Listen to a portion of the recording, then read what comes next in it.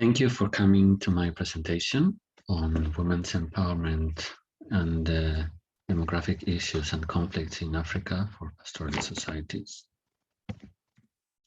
The issue of conflict the issue of persistent conflict is a recurrent subject in the literature and also in the analysis of many international organizations. When we observe a map of global undergoing conflicts, we see that the Sahel and Horn of Africa regions are one of the hotspots worldwide, if not the hotspot for conflict and for internally displaced people and refugees. And the levels of violence affect both the Horn of Africa and Sahel particularly strongly. But while in the Sahel, the conflict is mainly related to farmer-herder conflict, in the Horn of Africa, it is more related to issues around conservation and land grabbing.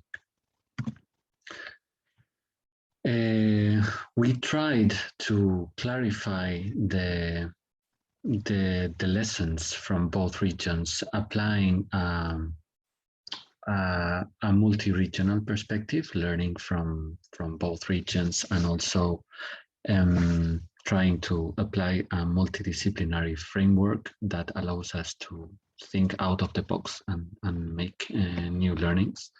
And for that, we reviewed the available literature, and we also analyzed the information that was shared during the last years in some forums dedicated to pastoralist thematics, notably CELEP, the Coalition of European Lobbies for East African Pastoralism, and the Pastoralist Knowledge Hub, where a lot of news were shared about conflicts in both areas. And then we applied a test and rebate methodology of existing explanations to try to debunk them or to approve them. Now, starting with the results and the first series that we analyzed for the Sahel, concretely for the Sahel, there is the explanation for the Sahel conflict on the absence of state that would justify that uncontrolled groups to exert violence there. But this is a problematic hypothesis because conflict is prevalent both in the sparsely populated north, where the state is less present and the population density is less, and the south of the Sahel, where density is higher because of the higher rainfall, and the state is much more able to exert power and repression. And a further reason to reject that hypothesis is the increased violence that is observed in the last years, which is growing in spite of the high investment in military pressure, both from the countries and the international community.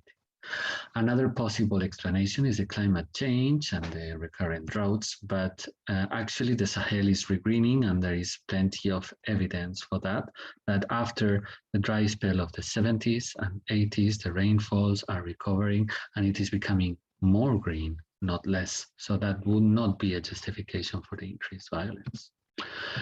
The farmer-herder animosity, which is often mentioned as a factor in the Sahel for the existing conflicts there, is problematic in the sense that it ignores the historic interdependence and collaboration and cooperation between both groups, so that it is often difficult to separate herder from farmer groups.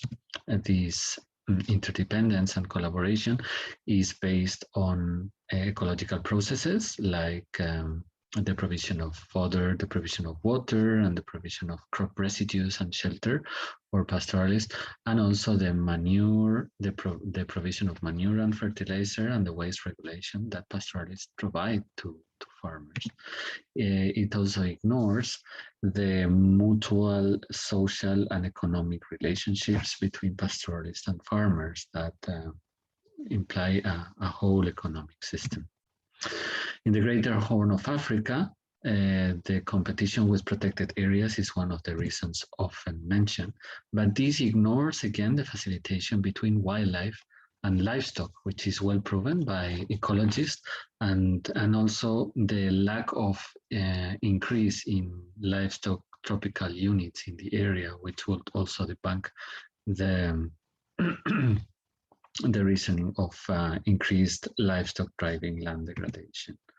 Also, the land grabbing is mentioned often as a reason for the conflicts, but actually land grabbing is not a recent phenomenon. Land grabs in colonial times were much worse than what is taking place right now.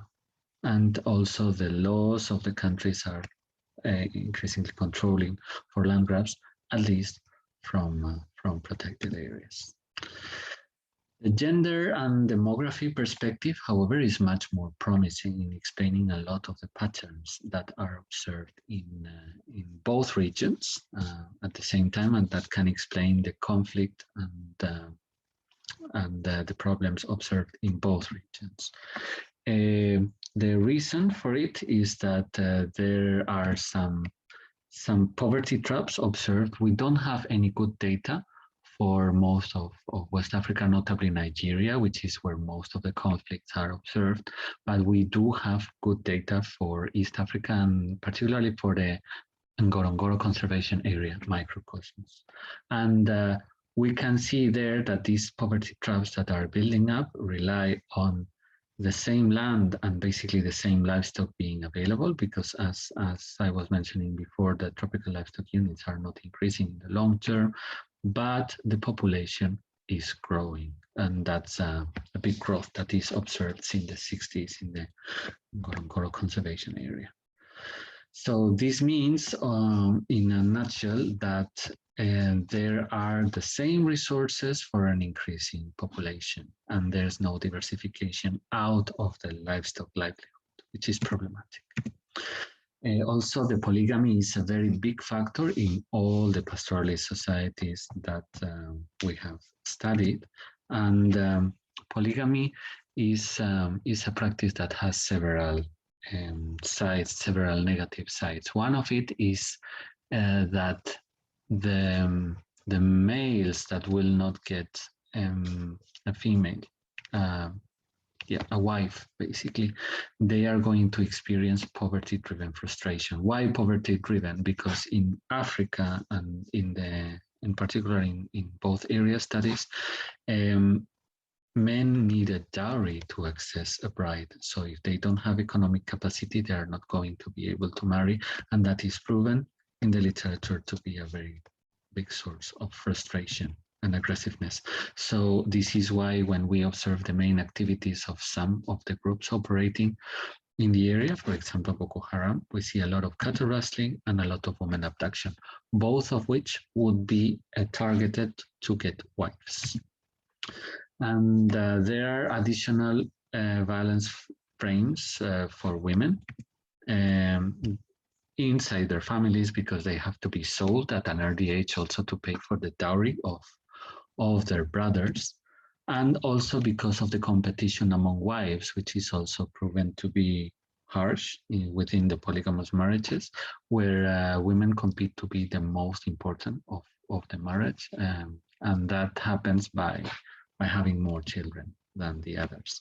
So this leads to a heightened fertility that in the long term further complicates the issues, because as I was saying, I don't want to be understood as a new Malthusian perspective. It's rather that without providing additional income, it becomes an economic problem because of this population that is entering the labor market, but without specialization and without any options outside the livestock sector.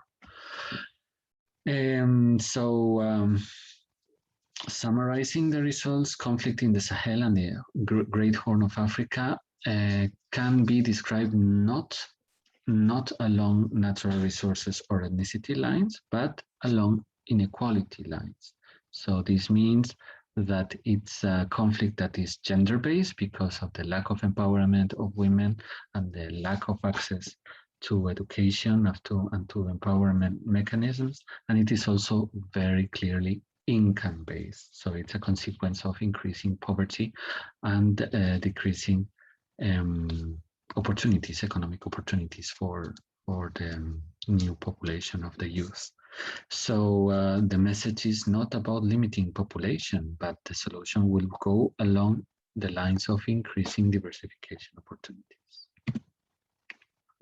The opportunities are in education, not only school curriculum, but formal education that is linked to professional building of capacities. This would produce empowerment of women, because a woman that is able to earn money independently is less willing to go into a polygamous marriage and is less willing to go into unequal situations. And a general improvement of education conditions will imply the creation of additional economic opportunities for women as well as for men that will ease the situation of local population. Interestingly, we also found out that the ICT sector offers very interesting opportunities. Concretely in Kenya, we have been tracking some mutual benefit networks that are structured, for example, through Facebook groups where women are able to be anonymous but receive counseling from other women, for example, in the case of domestic violence. And the ICT technologies also allow women to access information independently without the consent or without the consent or the allowance of their husbands or of their fathers or brothers, which contributes to a better empowerment and also to better opportunities for them and less likelihood of going into situations of abuse and inequality. Asante sana, thank you very much.